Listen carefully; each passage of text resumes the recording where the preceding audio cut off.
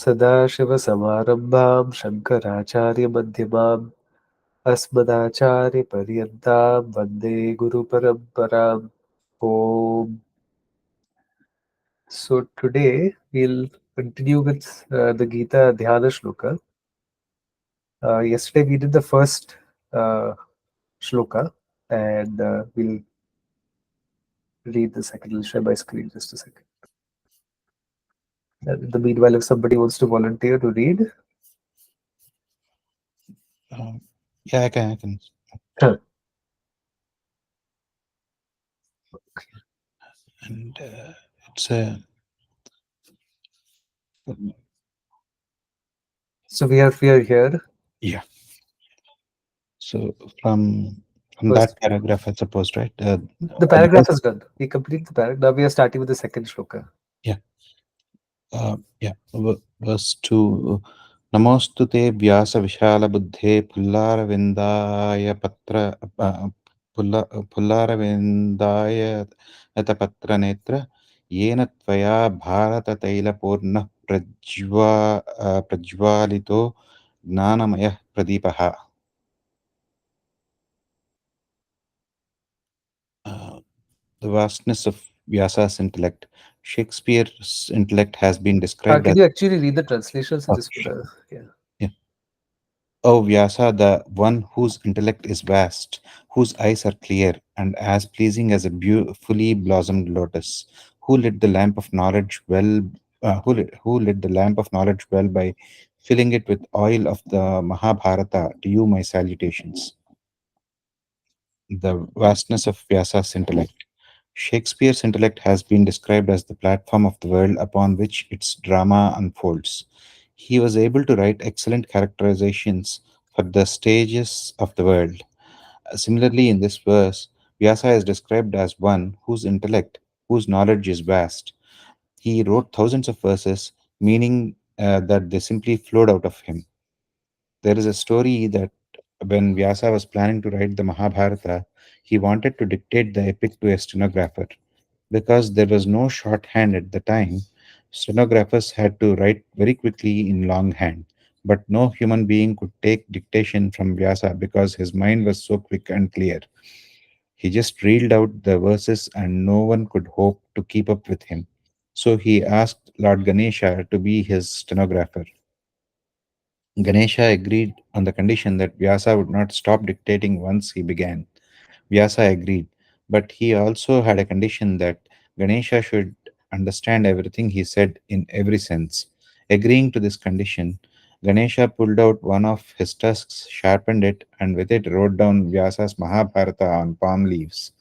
That is why Lord Ganesha is portrayed as having only one tusk. In um, in the Mahabharata, you will find for the most part simple descriptive verses, but every once in a while there will be a verse which is all profound, all a purple verse with different meanings. The reason Vyasa did this was so that he could have a breather. Because Ganesha understood so easily what was being written, Vyasa had to throw out a difficult verse whenever he wanted a break. If we count these verses, then we can find out how many times he stopped. By the time Ganesha figured out the meaning, Vyasa had had his time out and was ready to begin again. This is Vyasa. The clarity of Vyasa's vision. Vyasa had beautiful big eyes. They are described in this verse as being like a fully blossomed lotus, eyes that were clear and pleasing. Vyasa is also compared here to a lamp that sheds light, the light of knowledge. This lamp is very well lit. He is therefore the one who lights the lamp of knowledge for us. The lamp that was lit by Vyasa is filled with the oil of the Mahabharata. This epic is considered to be the fifth Veda because it is true to the knowledge found in the Vedas. It seems to have been written for the sole purpose of lighting up this knowledge. When a small object is presented against a much larger background, its beauty is often more evident. The Mahabharata is like a canvas from whose vast background the Vedic knowledge emerges. Knowledge is the lamp, and the epic is its fuel. The fuel is for the lamp. The lamp is not for the fuel. This verse then is paying tribute to Vyasa, who lit up the wisdom of the Vedas with the oil of the Mahabharata. So unto you, Vyasa, who lit the lamp of knowledge with this epic fuel, my salutations. I mean, the poetic description here is something else only. Here in each of these shlokas, we'll see different individuals and different aspects being praised. So, in the first shloka, we saw the Gita itself was praised. The second, the author of the Gita is being praised. Then, as you proceed, you know, Krishna Bhagavan and others will also be praised. So it's just very beautifully presented, and just Vyasa's eyes like these headlights, which wherever he looks, he just throws light and lights up and illumines any subject matter. I mean, that's also very beautifully explained. So, of course, we are familiar with Ved Vyasa as the author of Mahabharata, but Vyasa is also the one who gave us the Brahma Sutras. Badrayana is another name for Ved Vyas. So, the Brahma Sutras are 555 sutras where the entire vision of Vedanta is unfolded. And then the word Vyasa itself means to split and to categorize. And so, initially, when the Vedas were passed down from Guru to Shishya, it was an oral tradition, and this was not encoded in the form of words like written words. So it was orally passed down, and it was a karna parampara from it fell upon the ears of the student. It was memorized, and then again the student will one day become a teacher and pass it down to their student. But over a period of time, it became harder and harder for people. With I guess today we all complain about having busy lives. I guess back in those days also there were similar concerns that people might have had that the Vedas are vast. How can we remember all of it? And so out of his compassion, a huge yajna was performed by Vedvyasa, and this is a jnana yajna. I'm sure there were other yajnas also, the ones that we are more familiar with, where ahutis are offered to the devtas. That was also being done in this forest. But all of the rishis essentially got together in this Naimishavana. Um, and that is the place where Ved Vyasa took all of the Vedas. And of course, to take all of the Vedas means he had to have it memorized himself, all of them. And he split them according to subject matter, according to whatever his understanding, whatever algorithm that he had in his mind, that okay, this is how we classify certain mantras in this Veda versus that Veda. And so this was a classification algorithm, and that's what he did, and that's why the Vedas are now four Vedas. You have Rigijus, Sama, and Atharva Veda, and then those Vedas were not only split, but they were also categorized by mantras. So each Veda is made of four bhagas. You have the Brahmanas, no, the Mantra Bhaga, the Brahmana, the Aranyaka, and the Upanishad. And so then again, like a further categorization took place. And so, each Veda was then passed down a certain parampara. And so today, if you are able to trace back your lineage, I mean, assuming that it's an uninterrupted lineage, then there will be a certain family um, tradition that you will have where a given Veda is passed down in your family. So you could be a Yajur Vedi, a Sama Vedi, a Rig Vedi, an Atharva Vedi, and based on that that some ancestor of ours may have committed one Veda to memory. Today you have certain names also. Most of these are namesake, but then you have names such as Dvivedi, Trivedi, Chaturvedi, Tripathi. All of these names, these Brahmin names, are essentially indicating that somebody's ancestor someday in the distant past, perhaps, may have had four Vedas committed to memory, or three Vedas committed to memory, or two Vedas committed to memory. The known as Ekavedi, because then that is not something to be very proud of. It was expected that at least one Veda so you'll have in your family. But some people were Dvivedi, and so then it became a last name, surname. Yo, Dvivedi, wonderful. Trivedi, wow. Chaturvedi, my God, fantastic. All four Vedas. These days, you ask some random Chaturvedi on the street in UP, they won't even know how to name the four Vedas. Forget committing them to memory. But that is what has become of us. And then this Amish Tripathi writing garbage fiction in the name of dharma. But this is what happens when a tradition is lost. It is just the name that is left behind, and the name without the spirit is like a pot without water. It doesn't mean anything. So the goal is really to embody the spirit of the tradition and not just carry it in name. That's why there's a very nice convenient word we have these days. HINO, he knows. Hindus in name only. It's like these secularized, pseudo-secular Hindus who sort of are born in a Hindu family, but they don't have the essence of what it means to be a Hindutwadi, to be somebody who's committed to dharma, to stand for the teachings and such, or somebody who comes out in defense of the teachings. We don't have enough people of that caliber. So this is again going back to Vyasa. Any questions on what we read about Ved Vyasa? If not, then if somebody else would like to read verse 3.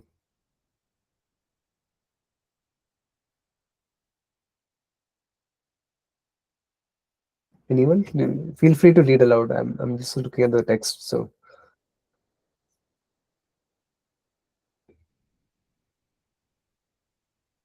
I can read.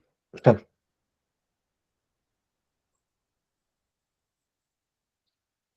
प्रपन्न पारिजाताय तोत्र वेत्रैकपाणये ज्ञानमुद्राय कृष्णाय गीतामृतदुहे नमः. Prapanna Parijataya, unto the one who is wish-fulfilling tree for those who have surrendered to him. Totra Vetra Eka Panaye, unto the one who has the whip in one hand. Jnana Mudraya, unto the one whose other hand assumes the gesture symbolizing knowledge. Gita Amrita Duhe, unto the one who milks the nectar of the Gita. Krishnaya, unto that Krishna, Namaha, my salutations. Unto the one who is the wish-fulfilling tree for those who have surrendered, who has the whip in one hand and the symbol of knowledge in the other, and who milks the nectar that is the Gita, unto that Krishna, my salutations. Krishna is the wish-fulfilling tree. In the third verse, Lord Krishna is likened to a wish-fulfilling tree said to be found in heaven. Whatever you wish for while sitting under this tree immediately appears in front of you. Krishna is this wish fulfilling tree for those who have surrendered unto him. To them, he is the giver of everything. Krishna's control. In one hand, Krishna is holding the whip with which he drives the horses. His other hand assumes the gesture symbolizing knowledge. This means that Krishna does not give up the job of the charioteer when Arjuna wants to be taught. Right in the middle of the battlefield, when Arjuna wants to know, Krishna assumes the role of a teacher. Knowing full well that Arjuna would fight, Krishna did not drop the whip. Arjuna dropped his bow and arrows, but Krishna kept up the whip in his hand. He loosened the reins for the interim, but everything was under control. Unto the one who thus holds the symbol of knowledge, I offer my salutations. The symbol of knowledge. We offer our salutations not to the symbol of knowledge, but to the one who has this knowledge of non duality which cannot be negated. The symbol of knowledge, Jnana Mudra, is formed by joining three fingers and separating them from the index finger. The index finger then joins with the thumb to form a circle. The index finger, also called the accusing finger, stands for the self and usually joins the other three representing the body, mind, and senses. By separating them out, we see that the body, mind, and senses are all anatma, not I. One generally thinks that these are atma, but they are not. They are all anatma and are therefore to be understood as such. Whatever is not anatma is the self and is revealed by the teaching as identical with the limitless Brahman represented by the thumb. Without the thumb, the fingers cannot grasp anything. It is important that the thumb be away from the fingers in order to do so. Similarly, the limitless Brahman is away from, unattached to the body, mind, and senses. At the same time, without the limitless Brahman, the body, mind, and senses have no being, much less any function. Previously, we thought of ourselves as limited. The circle created by the index finger and thumb signifies that. Because we now have the knowledge of non duality, the sense of limitation is gone. Just as a circle has no beginning and no end, we know ourselves to be limitless. So this is deep Vedanta territory. So any questions or clarity here? Very important to understand. So this is Mahavakya.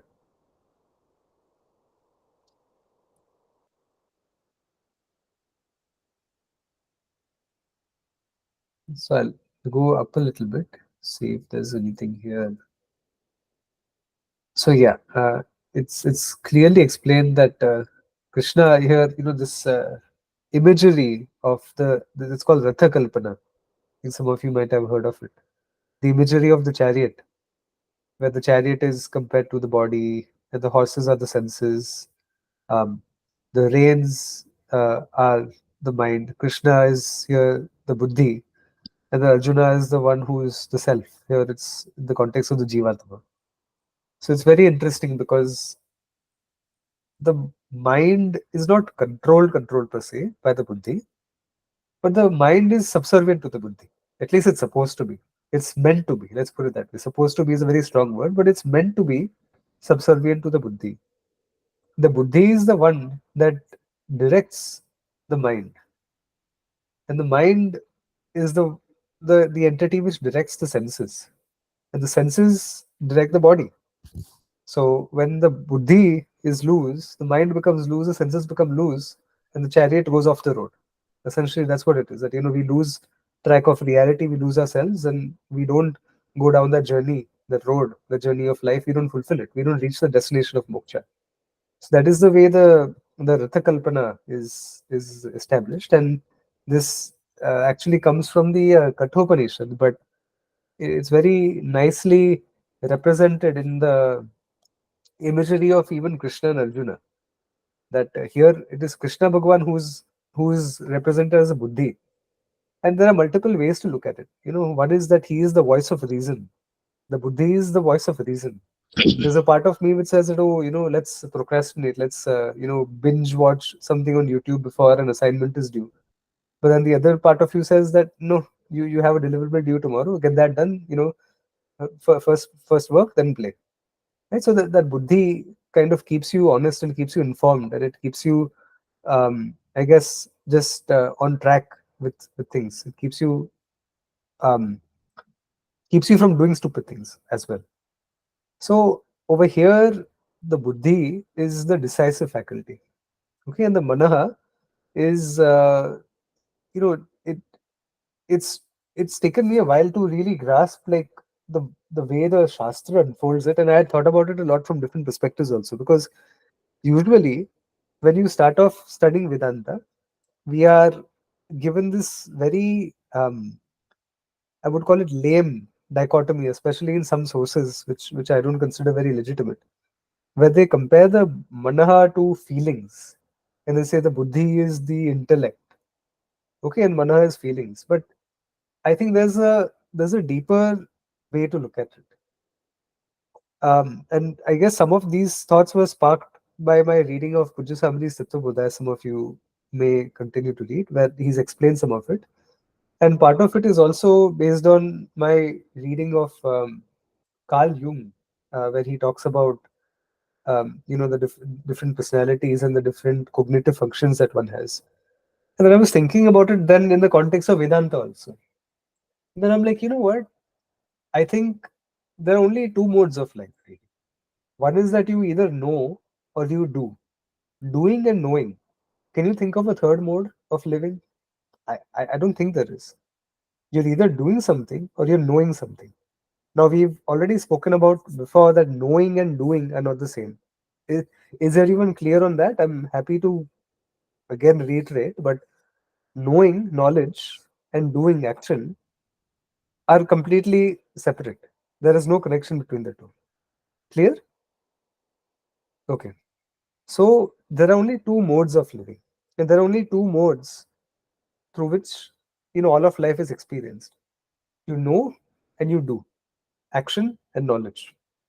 Now, when we operate our senses, the world is revealed to us through the five senses that we operate. Shabda, Sparsha, Rupa, Rasa, Gandha. Okay, five objects of knowledge associated with their respective organs of knowledge, Jnanendriyas. All of these inputs, the first impulse falls upon the manaha. The impulse takes place in the manaha. The sensation, the perception, the seat of perception is the manaha. Okay, the seat of perception is the manaha. You see a certain color, you feel something, whatever. All of these sensations are processed by the manaha, perception. No conclusion. Then the buddhi says, I this is what I saw. This is what I heard. This is what I tasted. This is what I smelled. The buddhi assigns something concrete to that perception. It's decisive. It's conclusive. It can conclude something. That is the buddhi. So the buddhi is where knowledge also takes place. The buddhi faculty of the antakarana. I'm not saying the buddhi is separate from the mana. I'm saying these are two separate functions of the same entity, antakarana. Am I a little abstract here or clear so far? If not, then I'm happy to add more clarity. Okay. So the buddhi is the one that says, I heard a sound, it must be a dog. I heard a sound, it must be a cat. I heard a sound, it must be a baby. The sound is the manaha that one hears, that one registers. What the sound is the conclusive aspect of it, which is the buddhi. So that is also the distinction that one has to draw. And that's why, every, because if you have to think about it, if we go back and if we regress to this, I guess, very odd way of classification, of classifying that buddhi is the intellect and manaha are the emotions. But then you can also know a certain emotion. You can know how you feel. Buddhi, na, that is buddhi. So one cannot just bifurcate it by feelings versus intellect, because that is to say that somebody who feels is operating, mostly by the mana, and somebody who's like very action oriented or workaholic, or somebody who just does, or has FOMO about doing. Some people are just, operating their lives as doers, and somehow they are superior to the ones who are artists, or who feel, or who are able to emote, who are able to, register a whole bunch of sensations and just appreciate them for what they are. that's that's a very lame way to look at life, because then you're falling into this whole typical Indian mentality. Beta, arts is very bad, science is very good. Or left brain is bad, right brain is good, vice versa. That it creates a dichotomy, and life is a bit more colorful than that. So the better way to think about it is, the reason we say that the buddhi is superior to the manaha is because the buddhi handles second order operations, not the first order operations. The first order operations are a little bit more natural.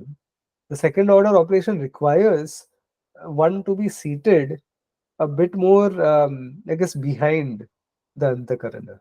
The availability of the antakarana, along with that decisiveness that drives it, that is where the buddhi comes from. Animals don't have the buddhi. Animals have manaha also, but they don't have the buddhi. We all have manaha. Animals also feel. Dogs are also happy when they lick a bone, or when they chew something. But animals cannot decide concretely the way a human being can, because animals are impulse driven, whereas human beings are able to give some order and structure to their impulses and come up with formulas and classifications and this and that and whatnot. So we are able to create categories, and this ability to create categories is the faculty of the buddhi. But then one has to be a bit careful there also, to be trained not to fall into the realm of categorization, because then one will end up categorizing oneself also, and then you get into all sorts of wrong thinking. So anyway, just wanted to give a little bit of color, as they say these days in the corporate world. Can you add some color to this instead of saying, can you share some more details? Now colors become a very big buzzword. Can you leverage this? That's another buzzword. Instead of can you utilize this, or can you use this, or can we use this? Leverage, color. Anyway, see, I'm distracted. Any questions so far? Huh. So, Prashantji, you said that the sound, the registering of the sound happens through the mind. Is that the right way to phrase it? The Is mind perception. perception of the sound happens in the mind? Okay, And the sound is registered as so and so in the buddhi. okay. There's a sound. This sound is a guitar, buddhi. That way. And if the mind hears a different sound or a different thought appears in the mind, then the mind will start shifting between these, and the buddhi is the one that controls and kind of helps stay on the relevant or important thought or sound, or is that how to Yeah, yeah. And even more than control, I would say the buddhi is the decisive faculty. And so that nishtha, okay, this is what I want to do with my life, or this is the goal that I've set. I mean, moksha is also a form of goal setting only, mumukshutvam. Mumukshutvam is one who has set one's mind on moksha. And so then their tracks are meant to lead up to that conclusion, which is that I am free. How do I own up to this fact of life? So that the buddhi keeps one honest. The buddhi basically processes things. So suppose I'm wasting time and I am trying to really deal with that personally. But it's like if I procrastinate or if I stagger around here and there, then the buddhi is like, hey, beta, what are you doing? You know, come on, snap, snap, snap. Get back to what you're supposed to be doing. Because the buddhi, in a way, it's also the conscience. If you watch these old cartoons, like Tom and Jerry, whatever, like Warner Brothers and Tom and Jerry, they used to do this a lot, right? There's a little devil that sits on the left shoulder, and there's an angel which sits on the right shoulder. And every time the character wants to do something naughty, then both the angel and the devil are like fighting with each other. So that's like the conscience in some sense, and it is like a very universal, I suppose, theme where there are like two sides to one, really. One side says, oh, no, no, go have fun, enjoy yourself, do this, do that, eat. Like these charvakas were complete buddhus. They have, because they didn't operate their buddhi, and that's why they become extinct. There's a funny joke about charvakas I made up, really, which is that you don't have any charvakas today, no matter what some people say. They say, oh, these atheist types are now modern day charvakas. No, that is not true.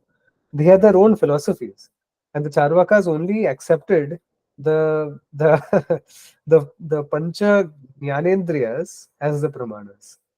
They didn't accept any of these other secondary pramanas like anumana, arthapatti, and whatnot.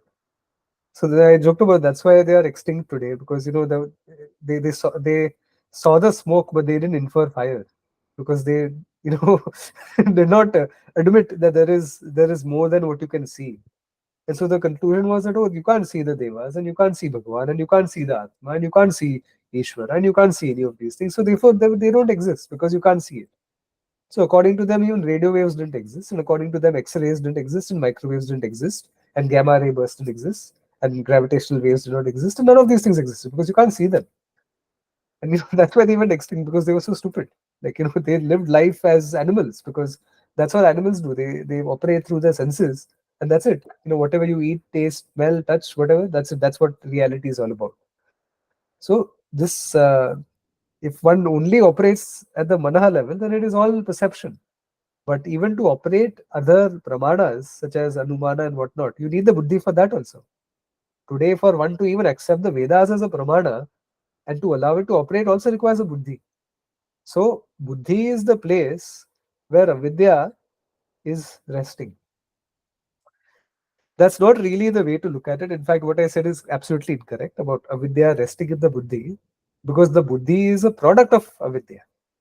So now avidya cannot sit in the thing that is its own product. So don't see it that way. But what I mean to say is that avidya is manifesting in the buddhi, which makes one a buddhu. That I am the body, that I am the mind. This makes one a buddhu. But that same avidya which is manifesting in the form of the vritti that I am the body. Avidya is not the vritti. Okay, this gets a little tricky, but let's not focus too much on it. But let's say avidya is the cause of the vritti that I am the body. Avidya is the cause of the vritti that I am the mind. And that avidya is present as the avidya vritti, which gives rise to something called mithya pratyaya, taking myself to be what I am not. And that avidya vritti has to be destroyed, annihilated, met with the the Atma Vidya, Brahma Vidya vritti. It is Dhyana vritti. That is the dhyana we talk about. So just as light and shadow cannot coexist together, except for two dogs that we have in our neighborhood who we call shadow and light, they coexist together very happily. Manthan, you met them, no? No, you didn't meet them. One day we'll meet them. So we have two dogs. One of them is called Shadow, official name, but then the other one is white color lab or something. And we didn't know the name, so I said let's call him Light. But anyway, so in all instances, shadow and light cannot live together. They cannot coexist because when there is light, shadow is gone. It's illumined. It's not there. In the same way, avidya and vidya cannot coexist together. When vidya is there, avidya is gone. If vidya were there before avidya, then they would coexist together, and then we'd have a paradox. If avidya stayed when vidya also comes, then also we have a paradox, because then what's the point? If vidya cannot remove avidya, then what's the point altogether? But avidya is there, it is the starting capital of the jiva. Avidya is always there, but it does not always stay. It can be destroyed. How can it be destroyed? Vidya. Simple. So anyway, we went all over the place, but this avidya is manifesting in the buddhi as this I am the body, I am the mind. So vidya gives rise to these secondary false conclusions, which is mithya pratyaya. I think Srikanji might understand mithya pratyaya. Taking वो wrong वस्तु को ग्रहण करना, and then you destroy that by vidya prapti. So the avidya is destroyed only in the buddhi for all practical purposes by the jnana vritti, and therefore the buddhi has to be operational. The buddhi has to be operational. The mind has to be totally alert. हाँ Aparna ji. Uh, can you also talk about what Chitta's role is here in Antakarana? You हाँ while you say about Buddhi. हाँ. I was okay. I'll just say one sentence on why what my thought was while you're speaking and why I'm asking this. Am I right if I think Buddhi? I mean, you said Manaha operates on impulse, perceives the world, and then reacts. And then Buddhi is a second order Antakarna faculty, and so it processes the inputs.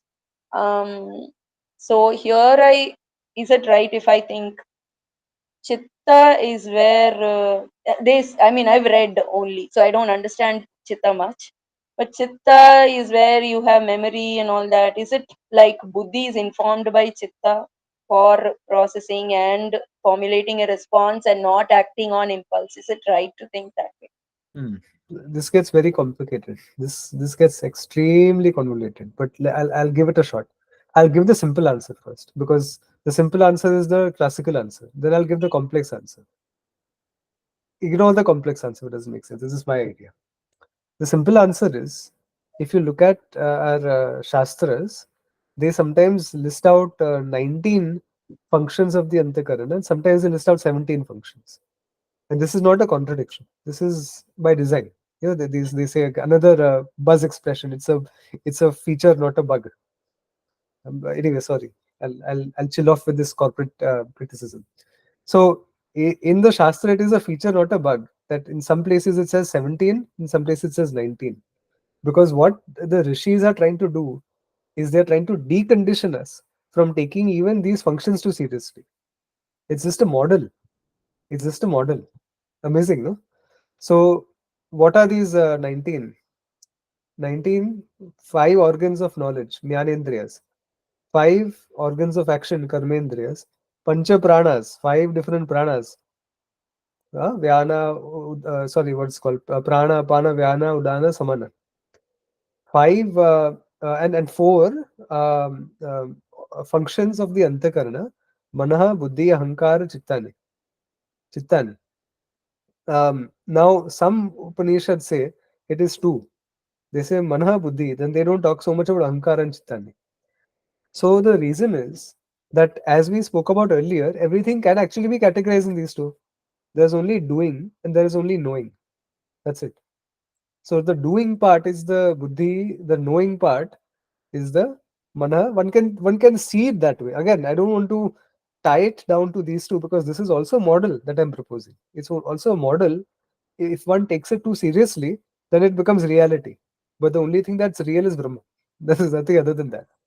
Now the other model is the uh, what breakdown, where you now say that there is something called ahankara.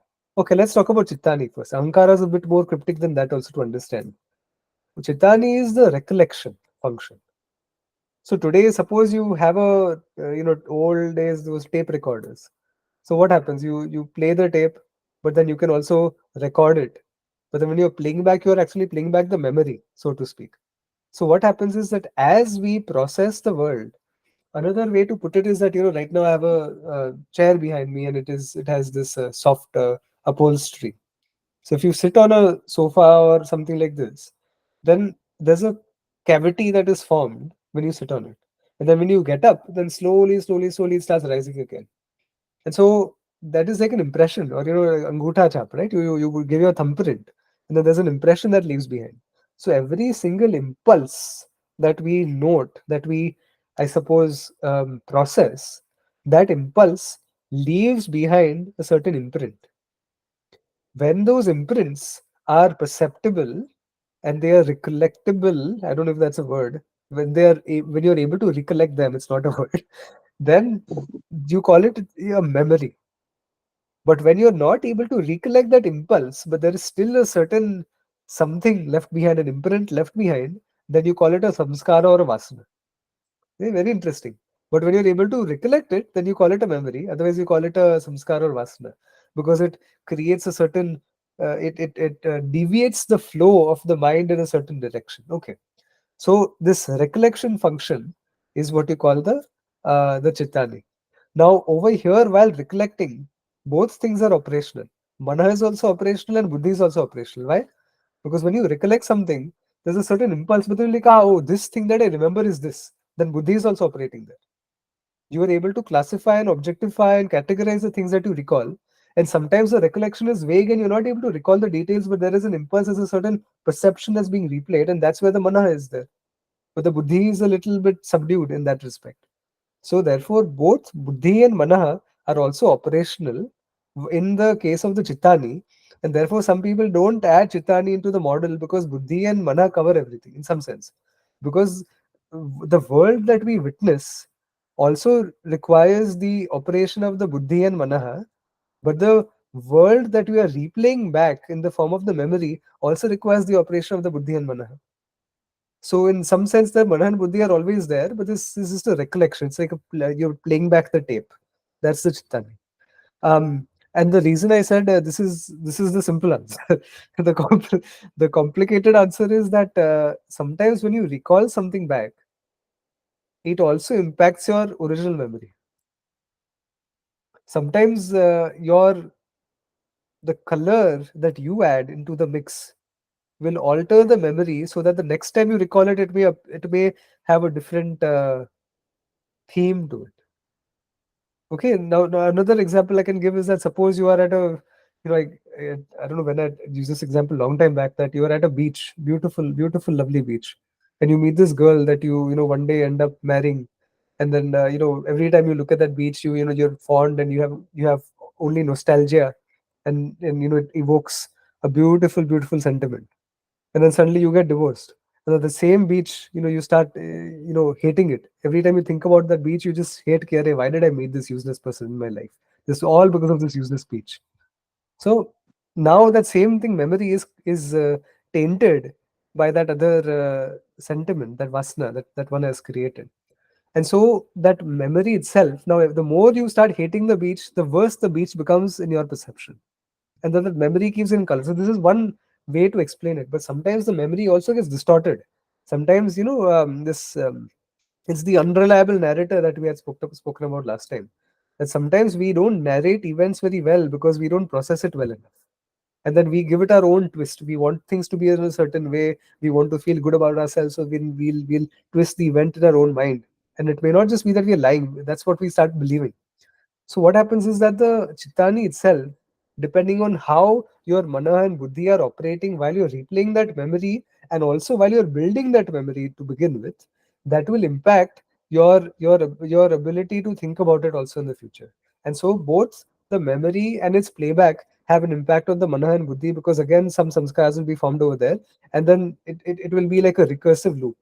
It will have this feedback effect, where the memories will also impact the antakaran and vice versa. So this is the complex answer. But again, Shastra doesn't deal with it, because why does one have to bother? It's extra information, but it's not consequential to the study. But it's good to know also that this is how it works, so that one can become aware of the way the mind works and the loops that one falls into.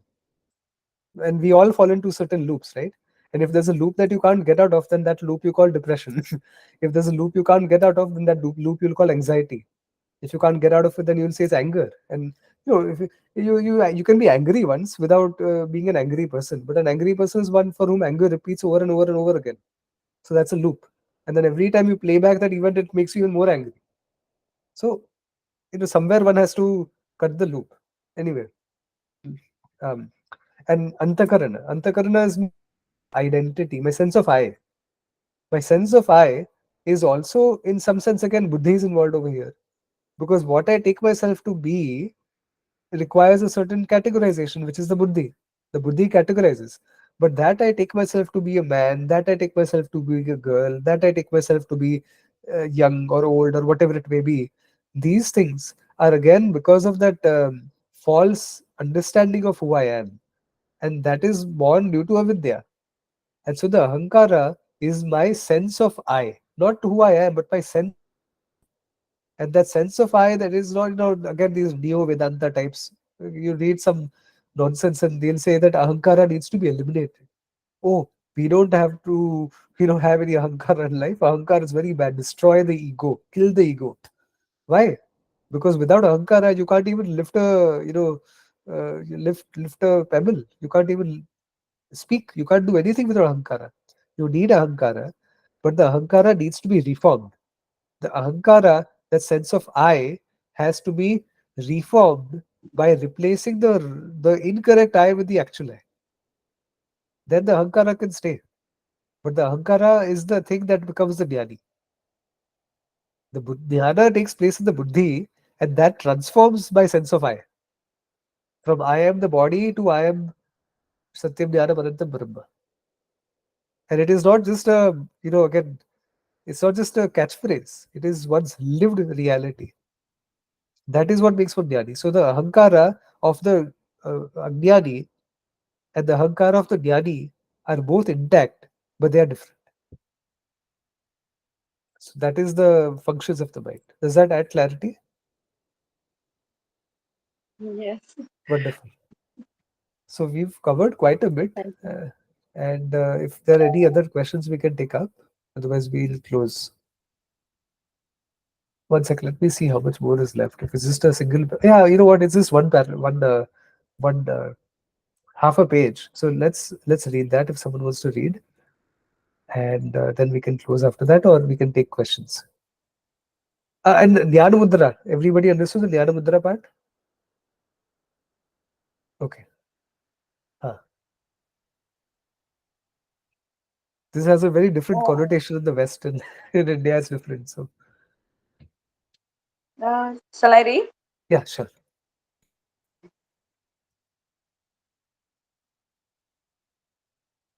Oh, actually, this was the only short para left. You can read this. Oh, Uh, okay, sure. Krishna, the giver of the nectar of Gita. The Gita is likened to milk, and Krishna is the one who provides the milk. From where does the milk come? From Shruti. Therefore, all Vedas, the Upanishads, are likened to a cow, its milk being the Gita. Unto Krishna, the one who gives out the nectar, that is the Gita, my salutations.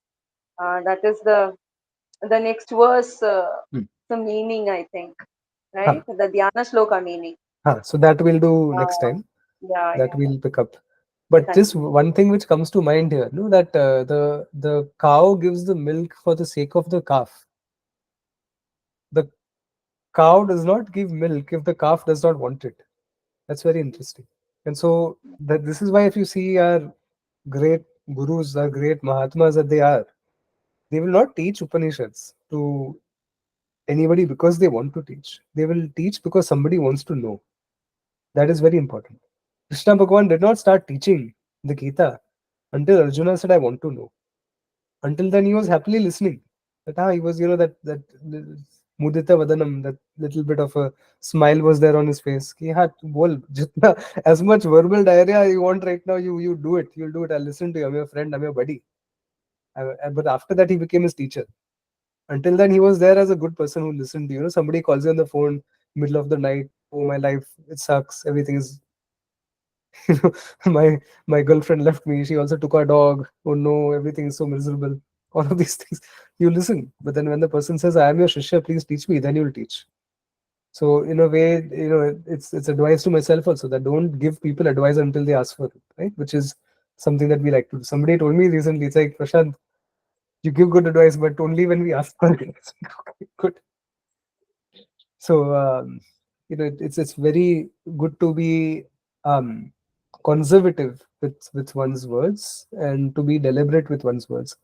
I find that I'm a bit, I don't know, for some odd reason, I'm more deliberate with my words during satsanga than I am like in day-to-day affairs, which is interesting. But it's a good thing to carry, into all of our in all of our interactions. So, any questions before we close? Prashantji, Hmm? I had a question not related to what we discussed today, but this is something we discussed a couple of weeks ago about Ah, Sushupti. About how do we, so when we are awake and when we are in a dream, hmm, usually the antakarana is active, hmm. and we can therefore say with clarity that like you've probably perceived something, and because of that your existence is very evident. But in Sushupti, when the Antakarana is not at all active, on what basis do we say that we exist? So, so there are two ways to answer this. First is I'll flip the question around. On what basis do we say we don't exist? Because for a mechanism to be turned on, we are very cognizant of the fact that I am alive and I am aware right now, waking state. I'm also cognizant that I'm aware when I'm dreaming. Dream maybe I am there is very evident to me. But then one has to be able to explain that is there a mechanism that turns me off in deep sleep? So there's no answer to that. There's no mechanism for that because and one cannot answer it. Because if there were, then one would know when the switch is being turned off. Okay, so that is one very clear headshot for the Buddhists, the nihilist Buddhists who say that I don't exist. Okay, now the second part is what is more likely, given that there is no mechanism to explain that I turn off, what is more likely that I am in a dark room and the lights are turned off, therefore I cannot see anything, or that I am blind? Because when I wake up in the morning, I can see. When I'm dreaming, I can see. When I'm dreaming, also I can see. I'm seeing the dream around me. But in deep sleep, I am blind. What is the likelihood that I'm blind in deep sleep as opposed to the fact that I see, but there is only darkness that I see? See, that is the right answer actually, which is in deep sleep also, I am awake. But in deep sleep, there is no perceptible object that allows a specific memory to be formed in a way that can be categorized when I'm awake. Does that make sense? Any memory is Like, only formed and you can replay it back when there is perception of an object. It is mm, like it is like saying that you have those tape recorders. My God, it's been ages. I probably had it when I was single digits years old. And then you speak into that Walkman thingy and it gets recorded and the tape moves. And then sometimes what happens is that you walk away, but the recorder is still left on. And then you come back and you play it, and then you hear nothing. It's a silence. It's a bit like that. That I am there in deep sleep. The memory is also there, but the memory minus space minus time when everything has become unmanifest is a memoryless memory of sorts. It is like mm. the sound of silence. There is sound, but it's silent. There is memory, but there is no object. That is what deep sleep is all about. It's more like memory of absence, right? Memory of the absence, but I am there, and I am there. Therefore, but I will get also technical here now. It is just a shorthand way of saying that there's deep sleep, but that is not true. There is a thought, and it's a very sukshma thought, very subtle thought, and that's called a sukshma vritti. And the best example I can think of is um, does anybody have a water heater in their basement or something? Okay, so you've seen how the water heater works when the water is getting heated. There's a flame underneath. It's a bright yellow color or blue color flame. It's a bright flame. But when you're leaving home on and you go off on vacation, then you set it on vacation mode, the water heater. And when you set it on vacation mode, what happens is that the flame doesn't completely disappear. Now it's just like a tiny little imperceptible spark like thing. Because then if that spark also goes away, then that thing will not ignite at all. So that little bit of spark has to be there, just enough that you can barely see it. And if you really, really look carefully, then you'll be able to see that there's a very tiny, tiny little flame. And that is what is there in deep sleep. Because if what do you call it? That Chidabhasa is not there, if it is absent, then the body will have severed its connection with the Antakarana and the Prana and all of this thing, and you'll be gone. Next birth. So that little bit of the Sukshma Vritti has to be kept alive. And that Sukshma Vritti is just enough to also keep your bodily functions going. Just enough so that the mind is active enough to be able to interface with the neurological system of the body to be able to send the right electrical impulses to make your heart beat. Just enough to allow the organs to process and such. You see, so it's just enough.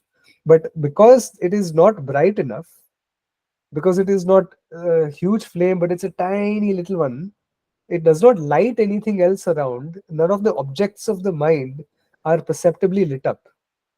And so, therefore, it appears to be completely devoid of experience and completely dark, but actually, a very, very, very sukshma memory is there.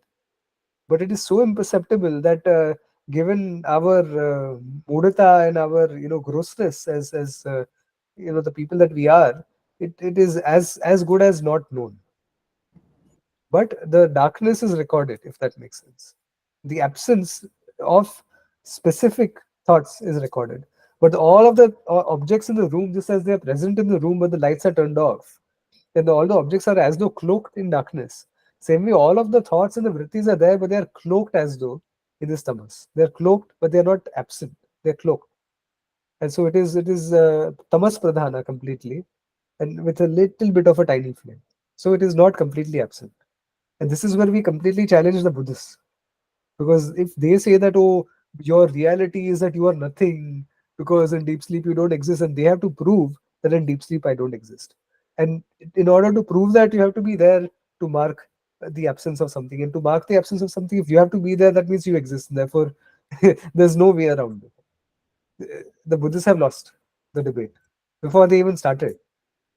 To make matters worse, the other thing that they say is that the substratum of reality is nothingness. But then we know experience teaches us that for any thing to be projected, you need a certain basis upon which that projection takes place. So even that doesn't hold ground or hold water. Is it at all possible to for anybody to recollect the Sukshma Vritti? In samadhi, Okay. the reason sukshma vrittis can be recollected is because there is a bit more alertness in samadhi on account of it being sattva pradhana, not tamas pradhana. Deep sleep, I enter deep sleep because I'm tired. I enter deep sleep because I'm sleepy. I enter deep sleep because I'm bored. I enter deep sleep because of tamas. Because there's tamas pradhana, therefore I sleep at night. And tamas pradhana is this darkness, but there's not that alertness is not there. Whereas when you talk about samadhi, there's a little bit of alertness where there's a little bit of more clarity. But again, it is very imperceptible. But just uh, you know, instead of being cloaked in darkness, it is cloaked in light, sort of, with space and time and other things also being more or less unmanifest. But here there's a bit more alertness related to it. And that's why what happens is they also warn you in Shastra warns about it, that this Anandamaya Kosha they talk about, and then they say that in you you know there are many things that we get attached to in life, and we talk about binding attachment, non-binding attachment, all of that we've looked at in some detail. One of the few subtle things that one can get attached to is also the samadhi experience. And therefore, if one couldn't experience it, or one couldn't have a little bit of an inkling of that as an experience that one enjoyed, then how can one become attached to it? So therefore, that there's a subtle memory that's created, and that memory takes the form of I had fun there. That was nice. That felt nice. But then one cannot articulate or objectify what felt nice. But there's that just a fleeting sensation that felt nice. So it's there. So on Okay. a regular basis, we will not be able to experience that vritti, sukshma vritti. We experience it every night. We experience it, but the thing is that we don't have a recollection of it because it's tamas pradhana in deep sleep. But if one, for whatever reason, if one wants to do a lot of yoga practice, and do a lot of pranayama and dhyana and this and that and all, and somehow one strikes that samadhi state, one enters it, then there will be some, you can say, some slightly clearer recollection, at least of entering and exiting the samadhi states. Mm. So this Shringeri Jagadguru was asked this question, the 34th Jagadguru of Shringeri, in his in one book, I forget what's called, Yoga, Enlightenment and Perfection. Yeah, and he was asked this question, that what does it feel to enter this samadhi, I suppose, nirvikalpa samadhi.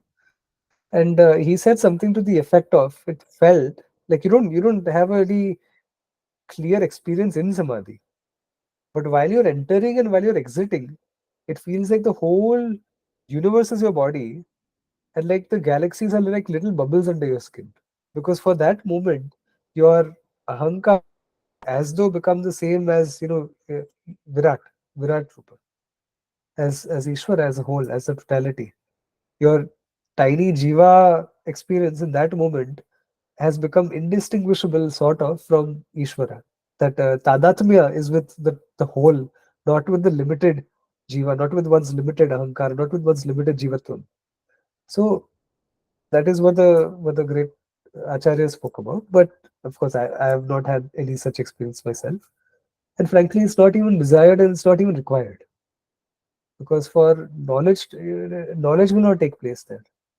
Knowledge requires pramana, and pramana requires the buddhi to be behind, sitting behind one, to allow the vrittis to grasp the pramana vakya, and allow that to transform and destroy one's avidya, vritti. That is all it is about. So we don't think too much about samadhi because it can become a distraction. Okay. Any other questions? Okay, so then we will close off and meet next week, same time. Om Purnamadah Purnamidam Purnat Purnamudachyate Purnasya Purnamadaya Purnamevavashishyate Om Shanti Shanti Shanti Harihi Om Shri Gurubhyo Namaha Harihi Om Namaste.